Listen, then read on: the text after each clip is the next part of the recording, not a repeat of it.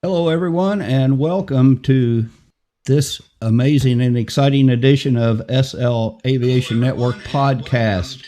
Hold on there, I've got a feedback going on here. It doesn't matter how often you turn things down, something's still left on, isn't it? So, thanks for tuning in today. We're here once again at beautiful St. Aubrey Airport, located in the northern part of the Fiji Islands, just south of Corsica, and great and amazing place. And we do thank our gracious hosts here for allowing us to do this every couple of weeks.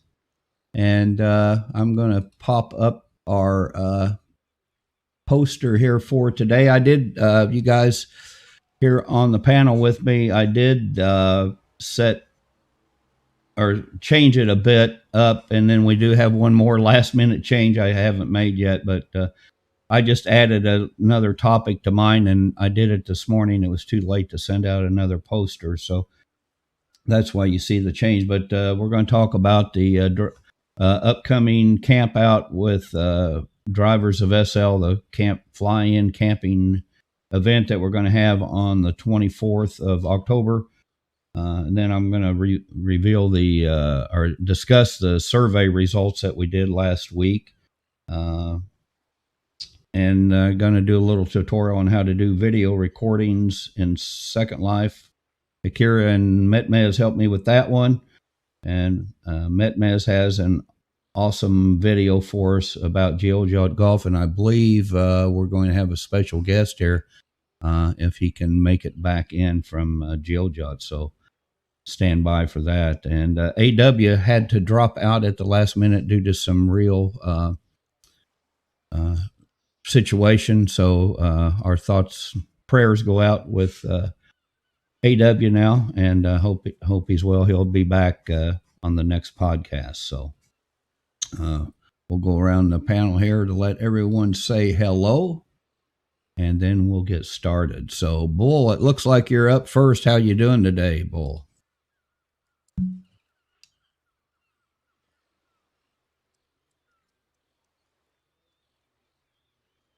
Is anybody hearing me? Yes. Okay. Bull may have had to step away. We'll go on over to Kyle and come back to Bull. How's it going, Kyle? Going pretty well, all things considered. All right. Oh, there you go. There you are, Bull. Go ahead, Bull. Testing 1, 2. I don't know, man. I can't figure this stuff out. I tell you, life is good. Life is grand. Everything good to be here. That's good. It's good to be at St. Aubrey today, that's for sure. It's always a good day to be here. And thanks for keeping it open for us. Kyle, we'll come back to you for your promo there for CBL, if that's fine. Oh, yeah. Yeah, okay. So we have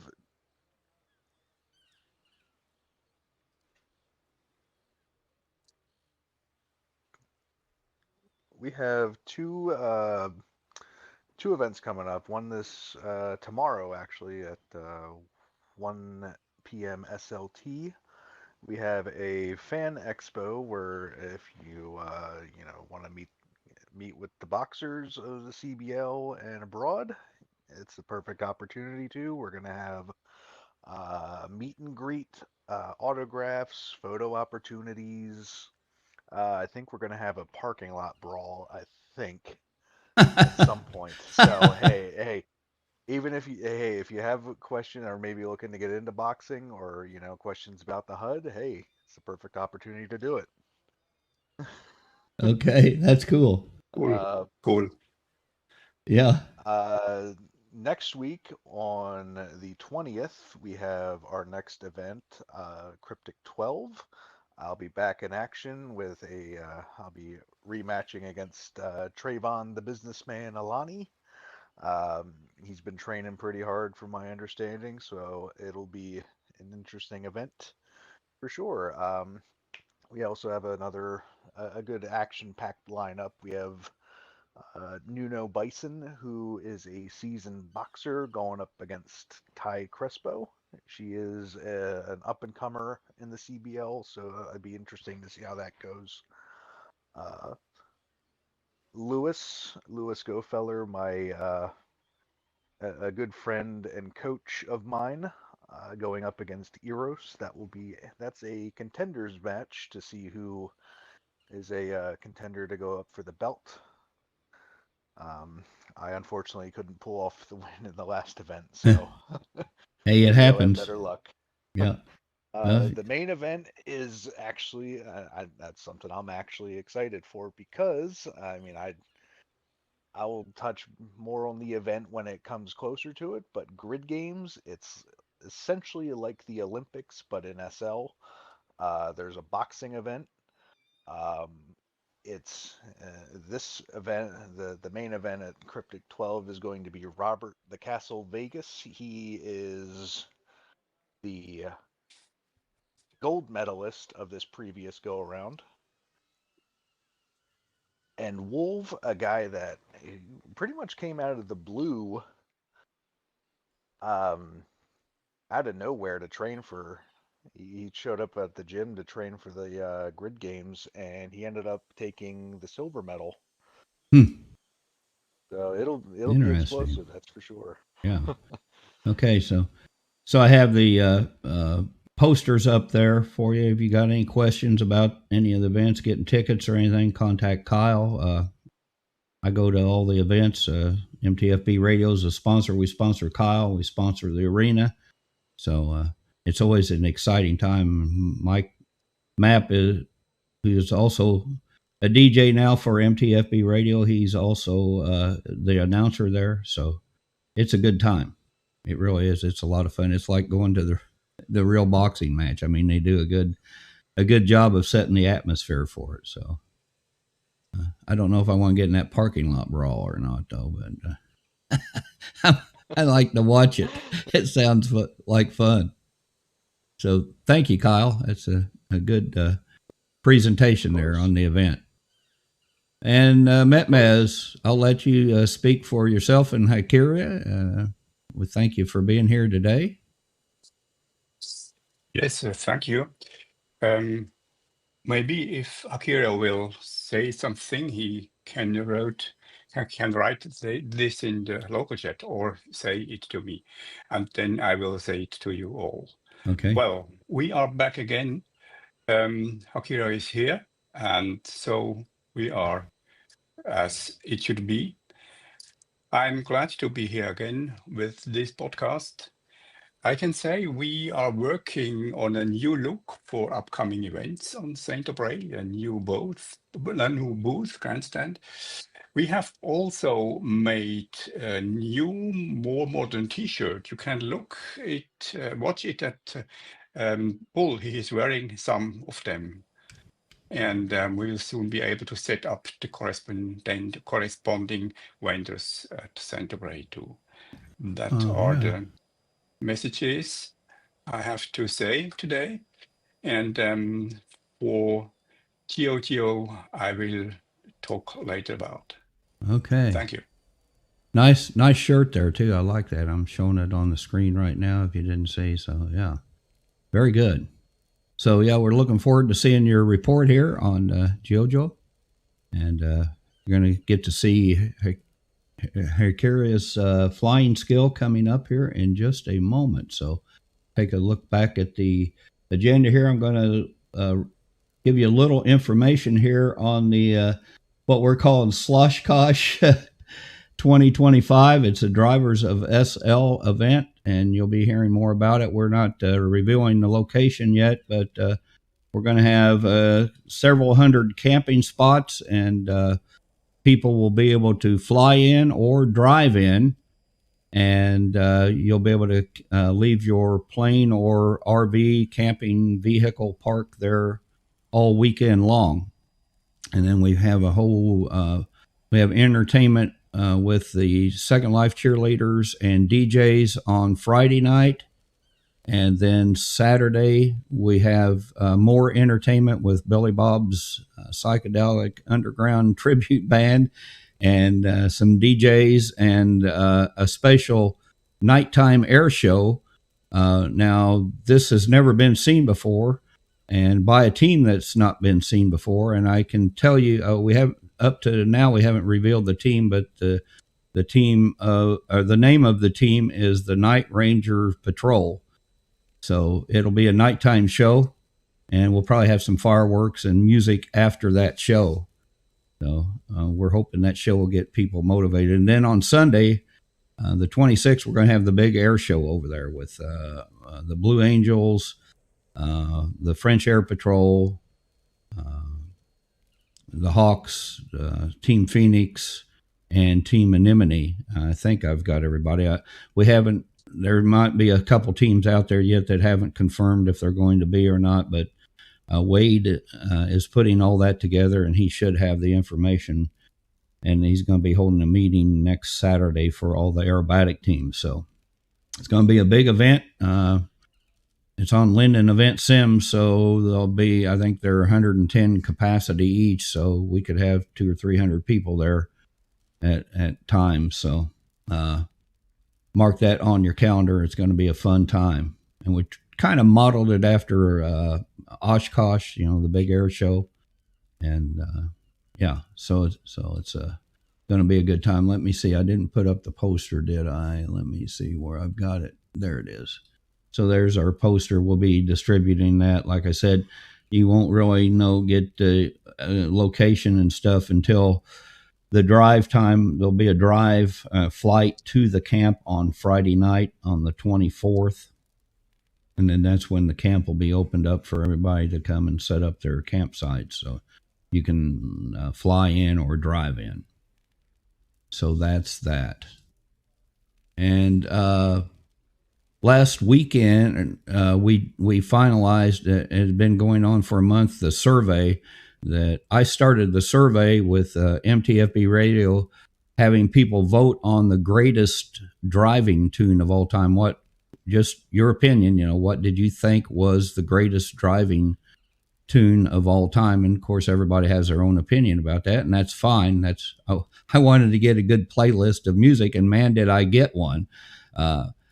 So we had a lot of one-offs, and so just one vote for songs. But so the song that won had 6 or 7 votes. I think I'll show you the results here in just a minute, and I'll tell you what those are. But when I presented to Christy and asked if we could sponsor it through Drivers of SL, she said, she'll put it in the drive and add a couple questions to it. So she added 2 questions, and those stats turned out to be very interesting. I hope everybody can see there.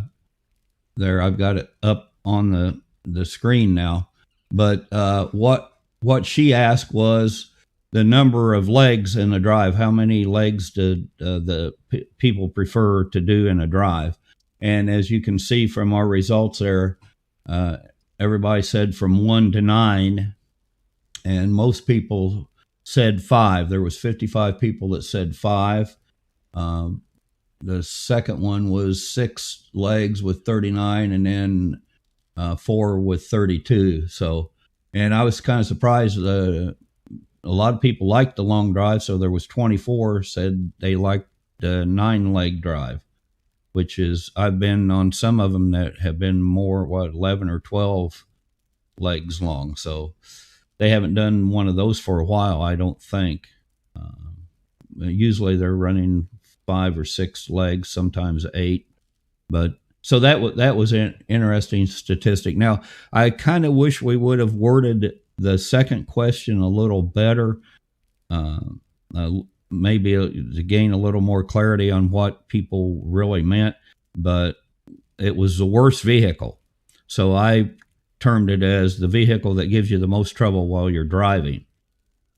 And sadly, we're sitting here with airport owners and aviators, and the airplane was the worst, the one that people voted as the worst vehicle. So 70 people out of the survey said the airplane was the worst. The next one was train, And I assume that a lot of that came from on the drive when you're going along. If you don't pay attention to the switches and you miss a switch, it's a big hassle. You got to get turned around, come back, and get your train flipped around a couple of times and then get back on course. So I'm wondering if that might not be because the train, you just get in and set and turn on the throttle and just set, and you don't have to do anything until you get to a switch. So, and then of course, helicopter. And again, helicopters are really easy to fly, a lot easier to fly than airplanes.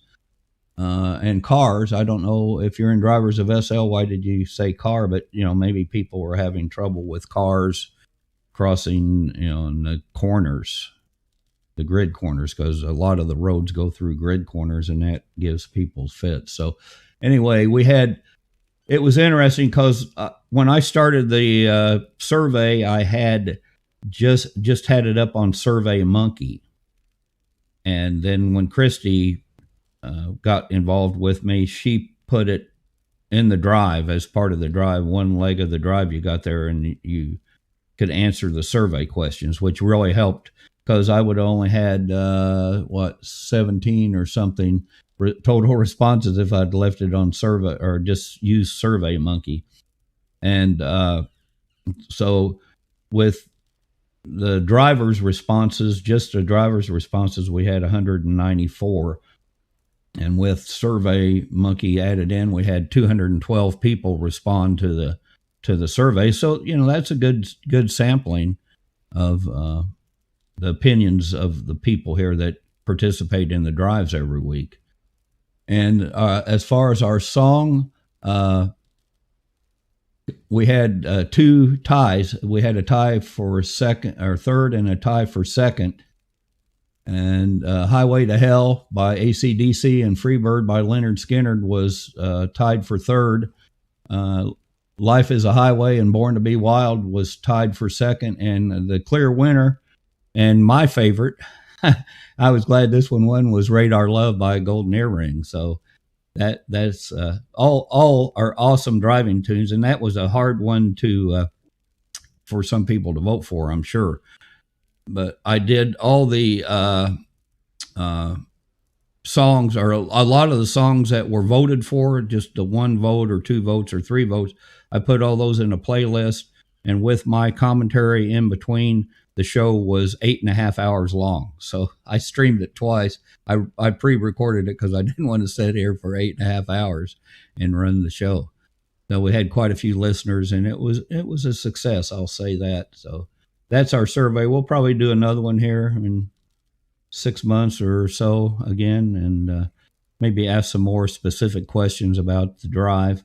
I may offer up give a list of songs instead of just randomly voting for a song. Give a list of songs and let people vote on which one they think from that list is the best driving song. We may take those top ones and that I had from this survey and add some to it, and then let people vote that way. But anyway, it was fun and really enjoyed it.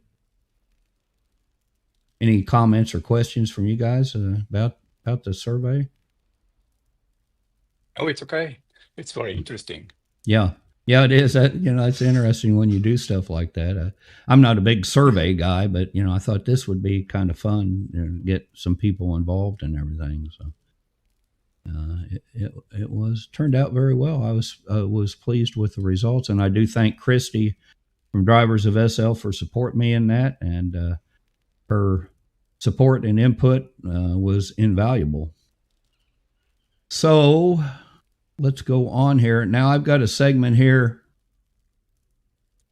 A couple weeks ago we said we should do something, and I hope my video hasn't lost here. Oh, great. I'm going to have to set it up here, so just give me a second. Yeah.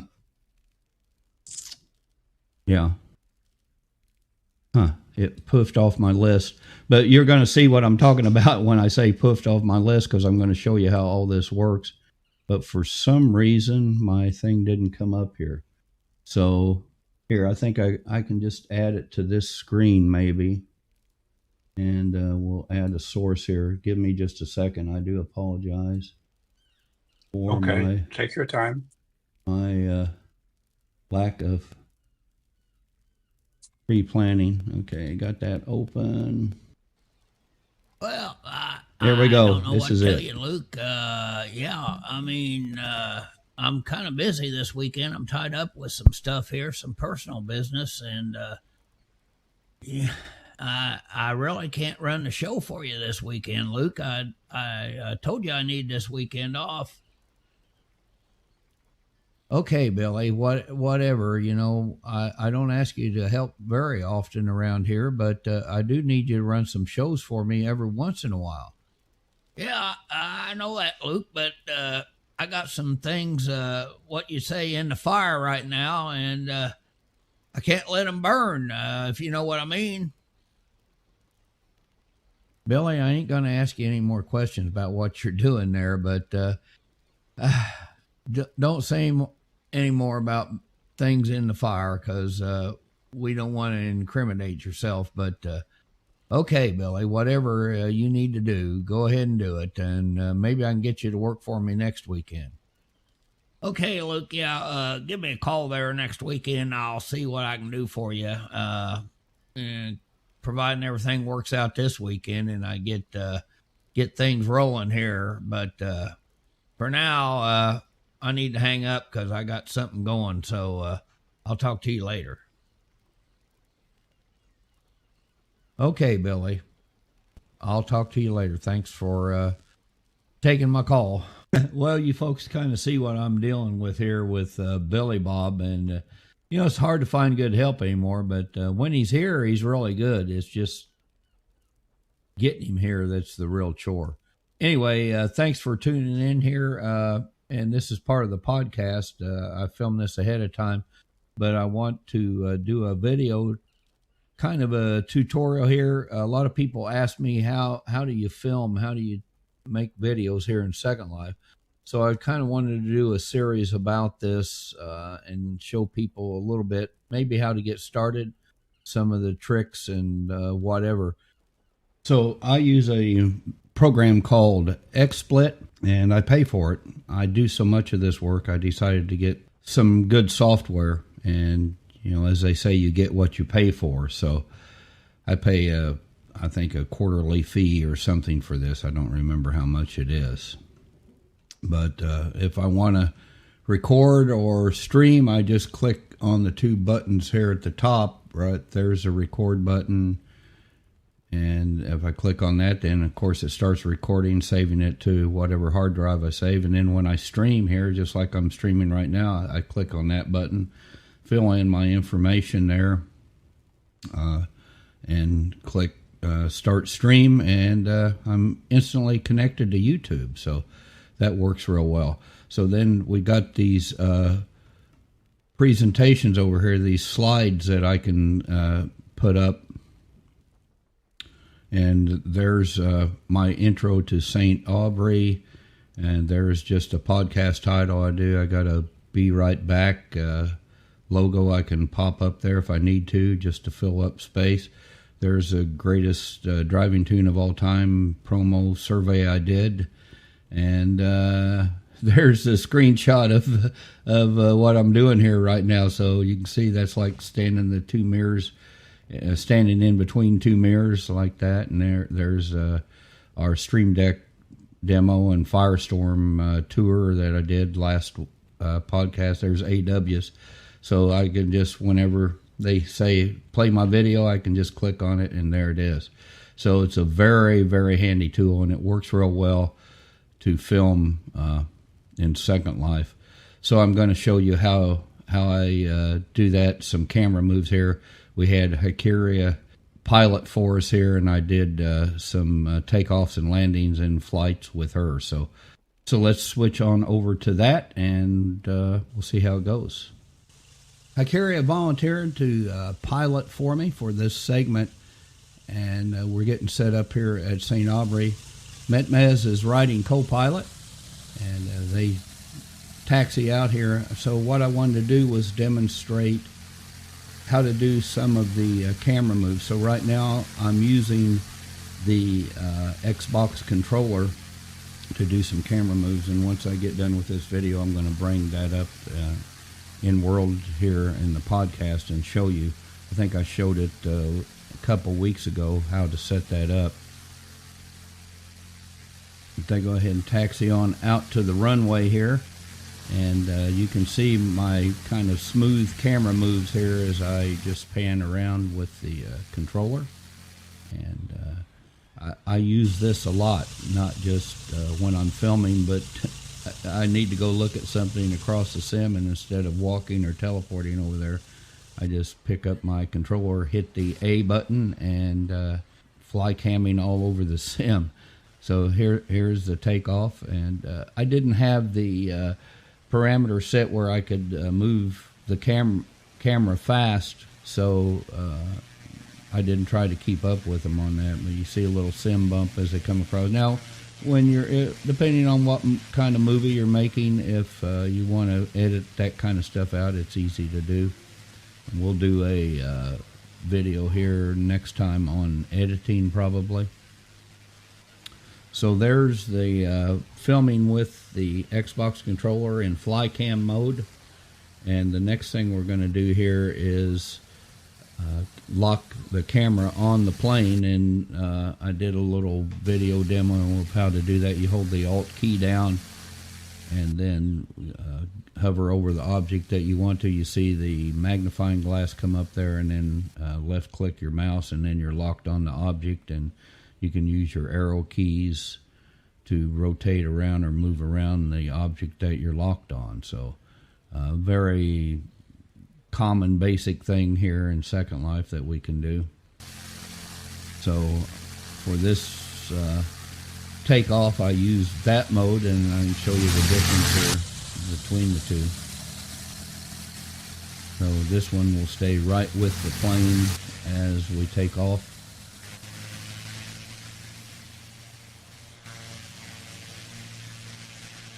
And very smooth takeoff there.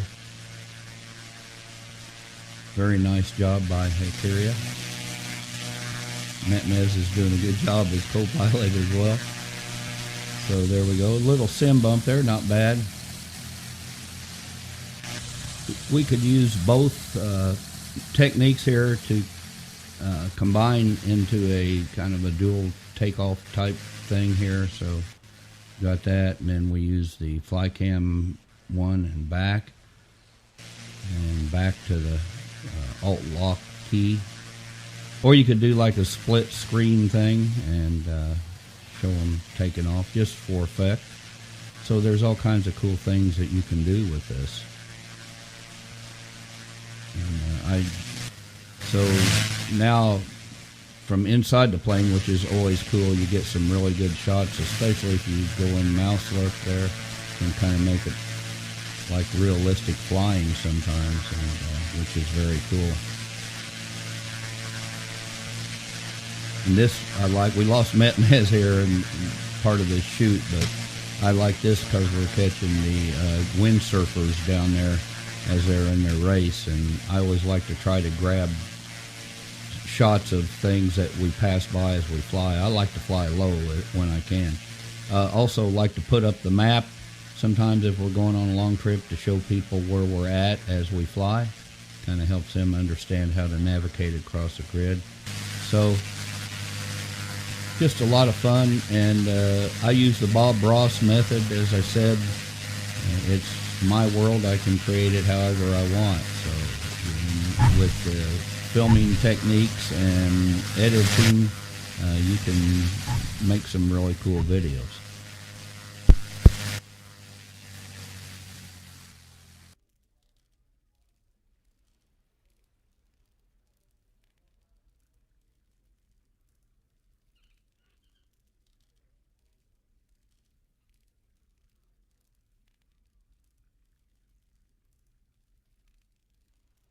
Okay, there, I think we're back on the screen now. Yeah, so that was, just a quick and dirty preview of how to do some filming here. I want to go into some software, how to use the software a little more in a future video, the what is it? The OBS, the free one. A lot of people use. I have that. I don't use it very often. But it's there, and it's a good software. There's a lot of them out there that you can use. Like I said, I use this one, this XSplit, because it has so many features, and it really enables me to do all the stuff here on the podcast, which I think makes it a lot more interesting for our viewers. I did want to show you the mouse or the not the joystick, the controller. So if I open up my preferences and go to movement, I did show this a couple podcasts ago, but I thought now it might make more sense to do it again. So if you go to move and view under your preferences and then joystick configuration, so there's how you set it up. And these, of course, you have to set all these parameters up here with the numbers that I have in them to get it to work right. And then so you have a software and you have hardware. Yes. Yeah. Additional software and additional hardware. And it's not a thing integrated in the Second Life viewer. It's a thing integrated on your computer. Right. Yeah. It's things I've added to the computer. Although this control that I have up on the screen right now is integrated into the viewer. The joystick and mouse control. If you plugged a joystick in here, it would be, because I've used joysticks before, and it would pop up here. It says joystick, and then it would show you what you have plugged in there. It used to be if you had one in there, it would override the other. It wouldn't show multiple, but it might show multiple. If you had 2 or 3 different kinds of devices in there, it might show them on there. I don't know. I have not tried that because I don't want to. The last time I had a gaming mouse that I'd plug in, and it was overriding my Xbox controller, and I couldn't figure out how to get them both to work, so I quit using the gaming mouse. And but anyway, you set all these numbers up, parameters. I've got a graphic that shows you how to set all these, and then these 3 numbers right here under the FlyCam column, the X scale, the Y scale, and the Z scale are the ones that I change. So if I want to go faster, I just make these numbers here bigger. Or if I want to go slower, the real slow pan and tilt and zoom, I can make those numbers smaller. I usually keep them right about 5.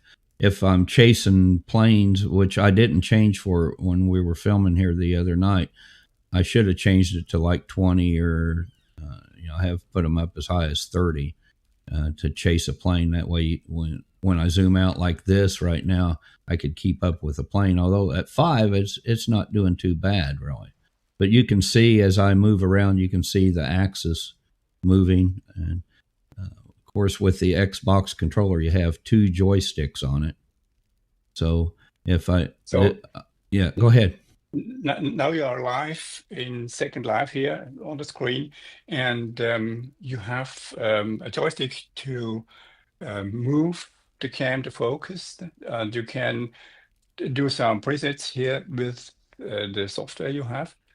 Yes. It's a combination of the cam in Second Life and your additional hardware software. Right. Yeah, that's it. So they all work together. And like I said, I use this controller all the time, not just for filming. So say I want to look at a plane that's across the grid, across the sim, I just pick up my controller and go into FlyCam mode. Now you can, and I've experimented around, but it's a little bit squirrely with the, if I check avatar here, you see where my mouse is pointing. If I check avatar, then I can control my avatar with the controller. And I've tried flying planes, and it gets a little wonky. You can't. It's really hard to do. And I'm not sure what build does. I've never messed with build. So, but see, I have FlyCam checked. So if I hit my A button, now I've shut it off. I hit the A button on the controller, which you have on the right hand side. You have Y, B, A, and X. I hit A. And then that activates the controller to control my camera. And then, so this is, go ahead. But is it an add-on for Firestorm or for Second Life Viewer? Or no, it's not. It's already in there. You plug in the when you plug in the device, it automatically recognizes it when you boot up and you bring up this window. You'll see it there. So I didn't have to do anything. I didn't have to download any additional software. This is already in Firestorm. I don't know if it's in the Second Life Viewer or not, but it is in. I know it's in Firestorm. I assume it's in the other ones too as well. I haven't really messed around with this in any other platform besides Firestorm, but it's very. I mean, that part's very easy. You just plug it in, and when you start up Firestorm, bam, there it is.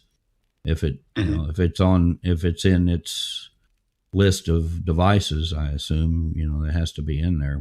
This is a common gaming device, so that's why they have it in there. So it's I see. I've tried. This is a Turtle Beach controller because I use it. It's a good controller, more expensive one. I use it to play Call of Duty and other games on my computer, but it also works here in Second Life very well. Used to be, now see, like when I hold it right there, it's not moving right now. I'm not touching anything. But it used to be if I'd let off of the either joystick, it would just freeze. But in later versions of this, it tends to drift. It's hard to get it to set in one place. So I have to, like right now, so I moved it a little bit. Now I hit my A button and it's locked in place.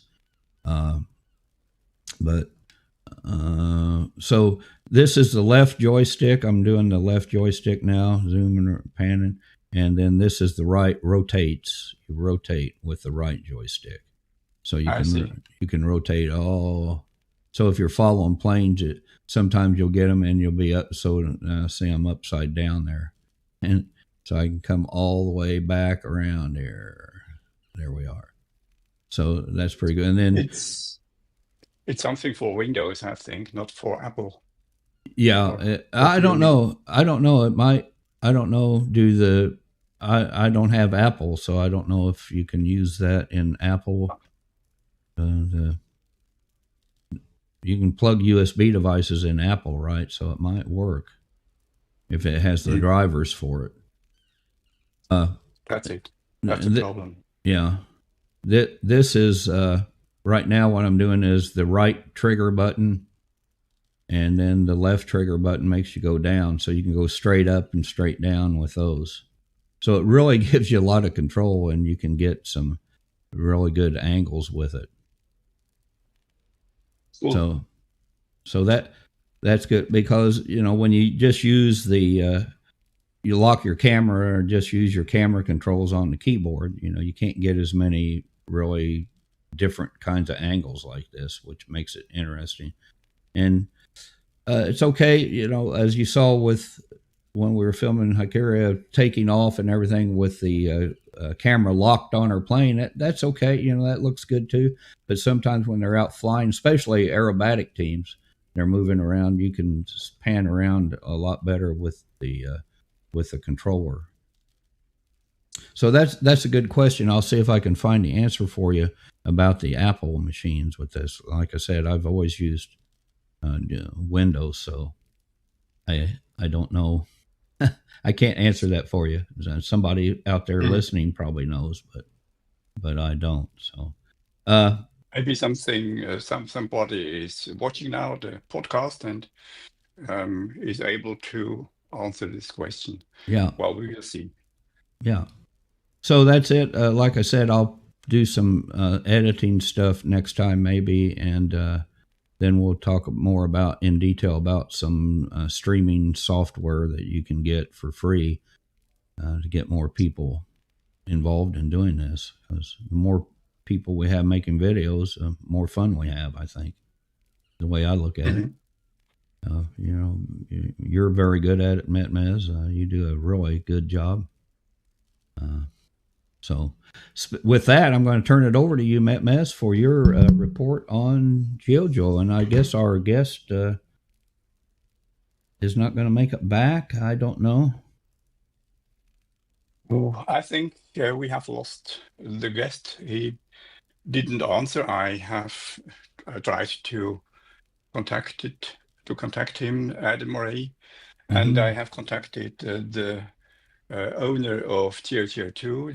This is Amy, and she didn't know too where Adam is. Well, I have prepared this situation too.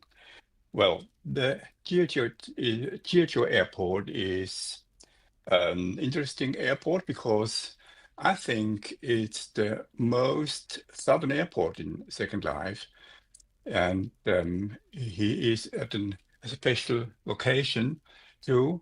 And there are two airports with the name Jeogeot. I've explained it in the video, and I think it's a time to start the video first, and then after that I will say some things to this, what I have shown in the video. Okay, so here we go.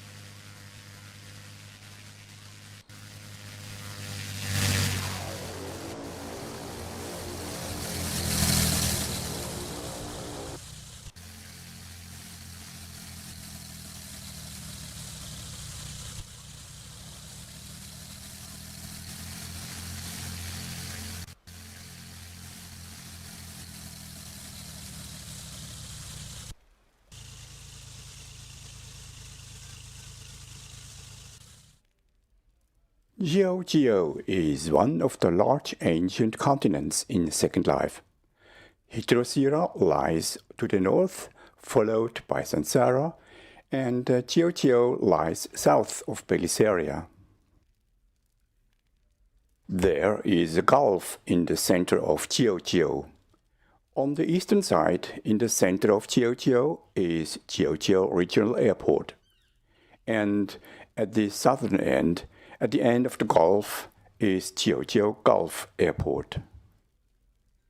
The airport borders the sea to the north and an important road to the south.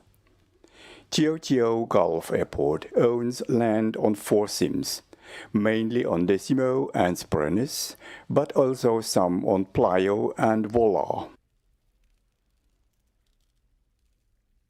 From the runway, you reach a modest main building with a tarmac. 21 hangars are available to pilots.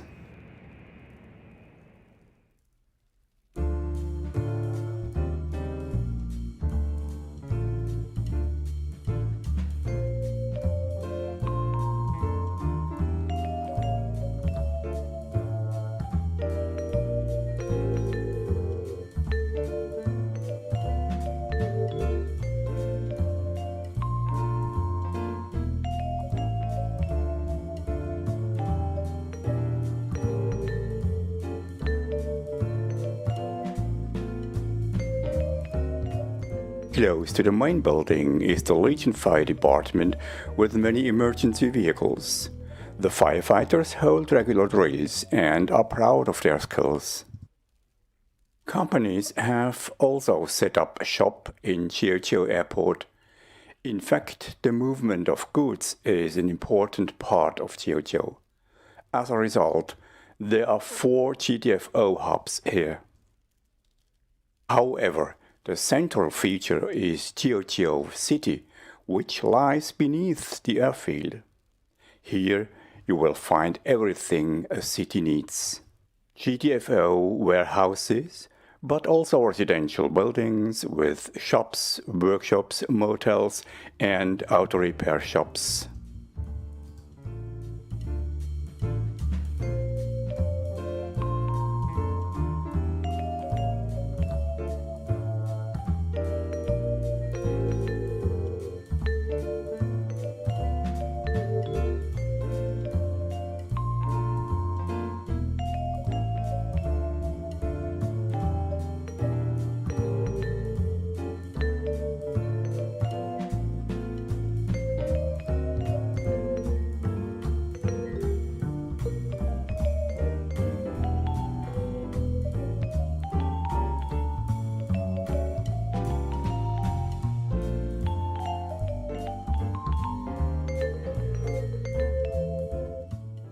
In addition to these economically important jobs, there are also leisure activities on offer.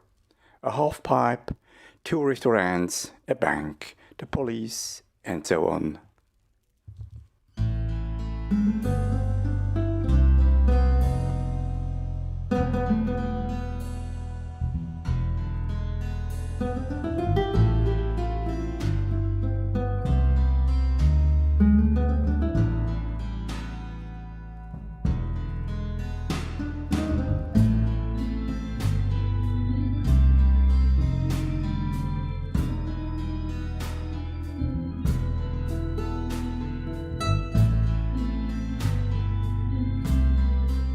The Roadrunners Drive-In is particularly worth mentioning.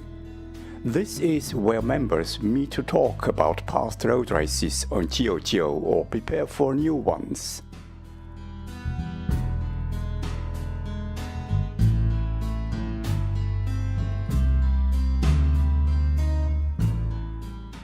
An important place is the Golf Club. This is where people meet to dance or enjoy music events.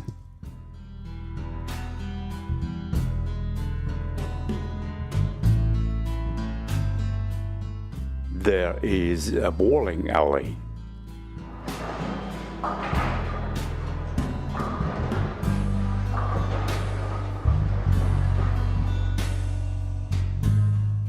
And an indoor Top Gun facility too.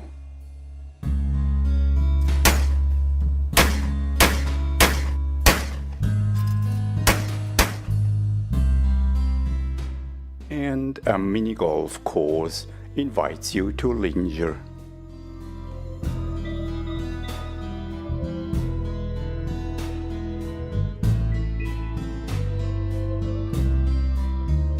Back to GTFO.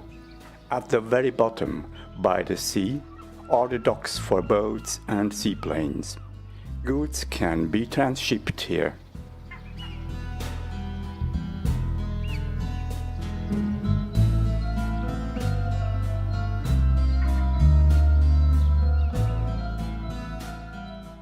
Jeogeot Gulf Airport is much more than just an airport where planes regularly take off and land.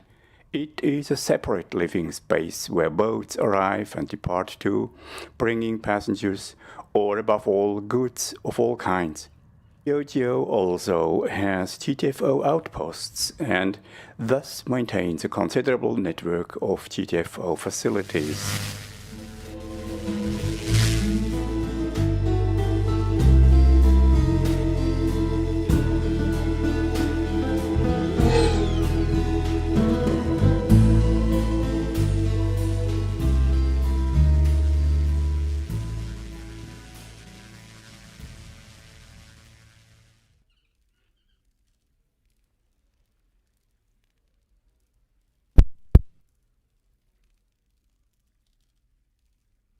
Okay, very good, Metmes. Excellent video as always. Thank you very much.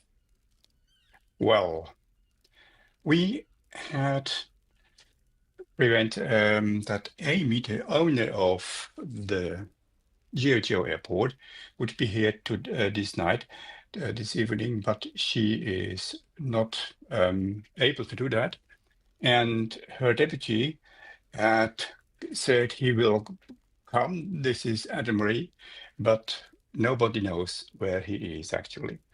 So I have sent some questions to Amy, and she has answered the questions. And I will now try to do this interview as I am reading the answers loudly.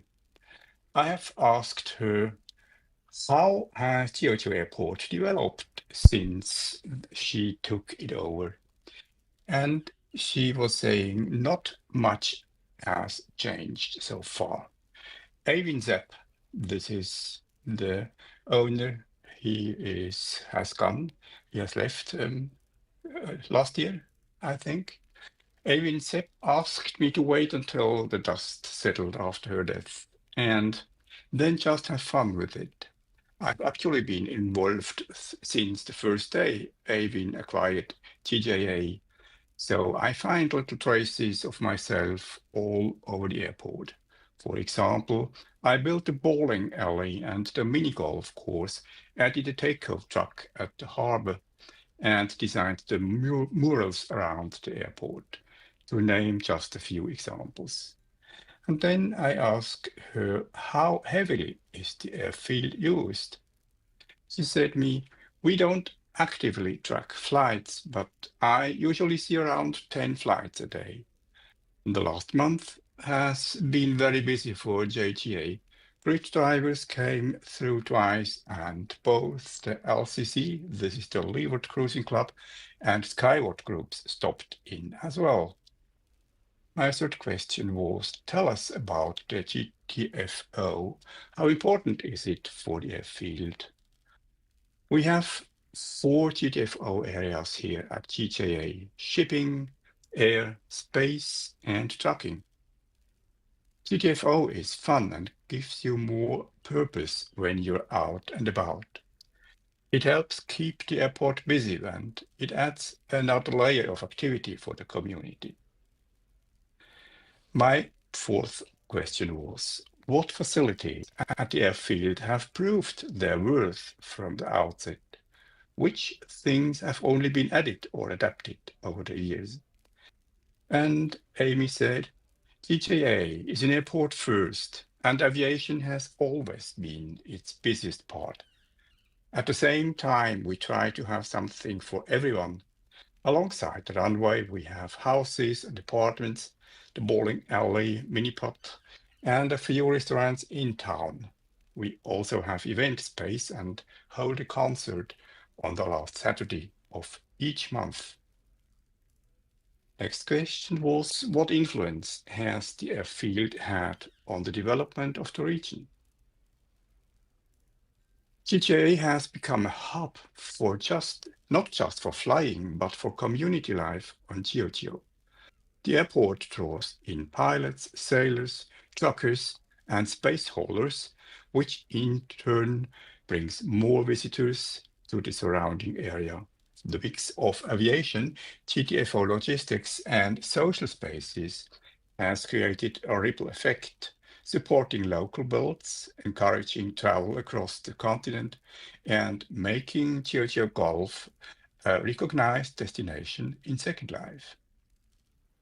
And my last question was, what was and is your personal heartfelt concern when it comes to the airfield? She says that we just stay busy. We have an awesome community here at JTA, and I appreciate everyone who decides to make JTA their home or just a stop in their travels.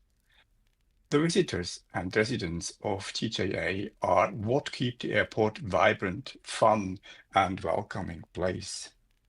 That is what matters to me most. Well, these are the answers of Amy, and I was there. It was very interesting to see the town under the airport, under the tarmac, that I didn't see that at airports. And it's a special community, I think. So it's an interesting airport, and to answer the question of Bull, no, it's not possible to fly from here there. Well, you can do that, but you have a long time to do that. It's a long distance to go there, but there is a connection over the sea and over land with all the dangers you have to avoid. Well, this is my report of Jeogeot. Very good. And to answer that question, Bull, check out the SLAN Grid Flight Challenge. We've had 22 pilots certified in that flight, flying from northern Gaeta 5 down to Jeogeot Gulf and then up to Port Caleta on Hedera-Serra. So covering all the continents, at least touching the tip of Hedera-Serra there. So yes, it is possible. It does take a little pre-planning, but I've done it many times. So, and if you're interested in doing the flight challenge, let us know. We can set you up with a flight. You got to turn in your flight plan and everything. I seem to be locked up here. I can't move my camera now for some reason. My joystick's locked up. There we go. I think I got it free now. So, yeah, very good report there. If I can chime in, Yeah. Matt, I am glad you mentioned the shooting range, because it was about the 4th or 5th trip I was ever there that I actually discovered that, and it was right in front of my face. I was very surprised to see that. I never have seen a shooting range on an airport. What is a special thing, and why not? Right. Yeah, it's very cool. So, yeah, there's a lot of neat things to do. And I know I did a video forum back when Avon Zepp was still with us. And in fact, I think I've done a couple on there. And, she said they always encouraged renters to do some of their own builds and everything there, which is kind of unique at an airport. But that really gave it a lot of variety and made it very cool. It's really a cool place to go hang out, and a very strategic location as well. So you just got to be careful. I have to say, we have seen some comments from people who have watching the podcast now live. They say that the colors has not been very well of the video, and I have to say I've watching the video too, actually live, and my colors are very good. There is no problem. Yeah. So maybe the problem is not at our side, but it's the side of the spectators then. Right. I saw that commentary. I'm watching it I've got it streaming here on my phone just to make sure everything's going all right, and I didn't see any change in it, so it must be their connection to YouTube that's causing problems, which sorry for that, but we can watch it again tomorrow. Right. It might be better because YouTube will process it. They'll render it and everything when it's done and put it back up. So hopefully, if there was some flaw in the stream, that it'll correct it. Had a comment about the sound. Who said it was barely audible, but I don't know. I didn't see that in time to respond to it. But all my indicators here is the sound is, peaking right where it should be. So I can't listen to it because I'll get the double feedback, but everything looks okay here, which, hey, this is internet, and welcome to Second Life. Things aren't always perfect here, but hey, we still love it, don't we? But we do our best, really. We do our best. We don't make mistakes to bother the people who are watching. Right. That is true. So this would be our Builder's Corner segment, but AW had to bow out at the last minute, and we do again. We hope AW is okay. He's got some stuff going on in real life, and hey, it happens to us all. So real life comes first, and we just deal with it. We're very flexible here. So we're going to go ahead and close out. I think a very good segment there, Metmes. Really enjoy your airport videos. You do an excellent job with them. Not just Thank you very much. Not just the video work you do, but also your commentary and your research. It takes some time, doesn't it, to put a video together? Yeah, sure. About 3 working days. Yeah, it really does. You got to film it, and then you got to edit it, and then you got to work on all the commentary, the narration, and it just takes a lot of time. And yes, if you do a big video. If you look, some of the first ones I did, I call them they're like documentaries. We did one about World War II, and we did 2 about Vietnam. We did one about the Korean War, and then we did 2 with on Vietnam. And those were hours and hours of filming, getting people together and filming. I don't know how many hours of video I had to sift through to make. I think they're like 20-minute videos or something. But it's you have a lot. I made some blooper videos from them too, which are kind of funny, because we make a lot of mistakes and have, there's funny things happen that you cut out, of course. So we'll go ahead and close out here. And Bull, you got any last words for us?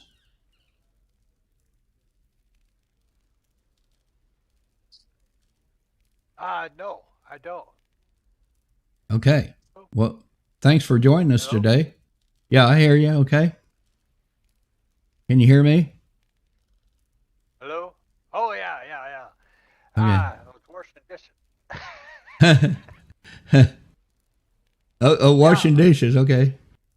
Yeah. Hey, great to see all you guys, and we'll see you next time. Okay. Thanks for joining us again today. Kyle? Hey, it's a great show as always. If you guys out there have a chance, stop on in at the Fan Expo tomorrow or the next CBL event. If not, I look forward to seeing you next time. I'll see you all out on the grid. Yeah. And you can, if you want to look Kyle up just to talk to him, he's usually over at Jeogeot Airport. He's airport manager and security guy over there. Just make sure you follow all the rules when you're there, right? Akira, do you have any comments for us? Yes, she has written to me, and she says she loves it. All is beautiful, has worked beautiful today, already this evening. And we are going to work with our stand for the next events, and we think it's a new look for Centerbury too, and maybe a surprise for you too. Thank you for the podcast. It's a very interesting podcast as well, and I'm looking forward to the next. Okay, very good. Yes, we hope we make it interesting, and maybe you learn something when you watch. So if you have an airport that you want us to visit and possibly put on the podcast, let me know or let Metmes know, and we'll get our film crew out there. So again, thanks for tuning in, and we will see you all next time.